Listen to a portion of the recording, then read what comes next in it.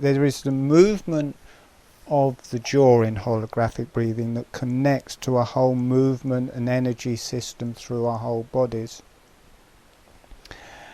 And there is also a very subtle movement with the hands and feet that connects to that and enhances the whole movement and makes it much stronger. And it's at a very particular level, or it will be starting at a very particular level. We've been working up through the energies in holographic breathing. We've worked with the deeper, darker energies through the jaw, and then the fire energies through the chin and the center of the face and the sphenoid in the cranium. And then we move more into the yellow energies, which are a lot to do with the nose, the tongue, and through different bones of the cranium. And this relates to the diaphragms, the knees, the whole connective tissue through the body, different organs, the stomach, the throat, the spleen.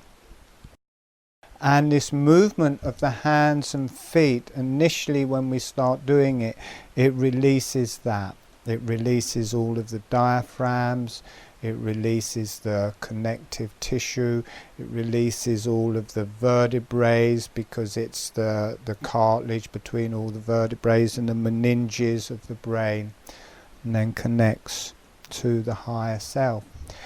And what happens when you work with this, the hands, we haven't worked yet properly with the hands, feet, arms and legs, and this initiates the movement through those. We can work with it energetically, which we did in the first one when we were working with the deeper energies of the jaw. We connected to the higher energies in the jaw as well, which connect to the arms and legs. But I'm going to teach a very subtle motion of the hands and feet that links in exactly with holographic breathing.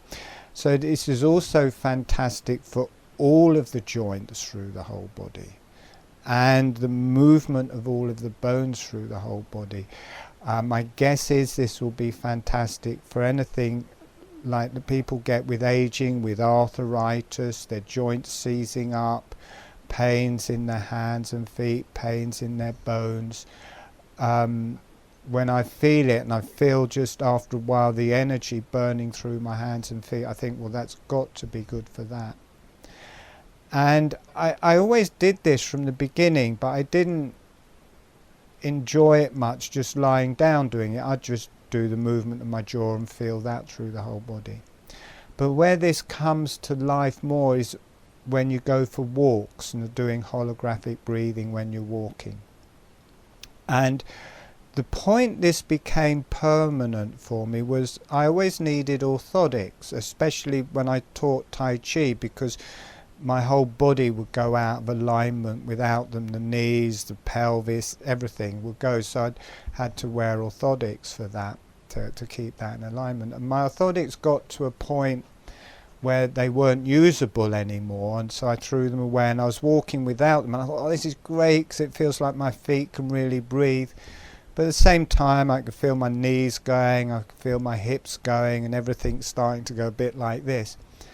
And I thought, I wonder if I can do this with just the movement of the feet from holographic breathing. And I started doing that 10 times better than the orthotics. Not only did my body not go out of a line, it aligned more.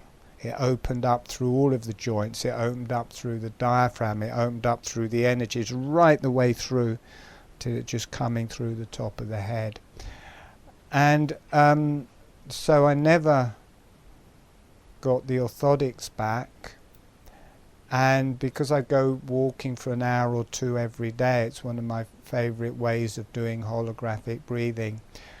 I'm doing that every day, so it's just become a very subtle part of holographic breathing.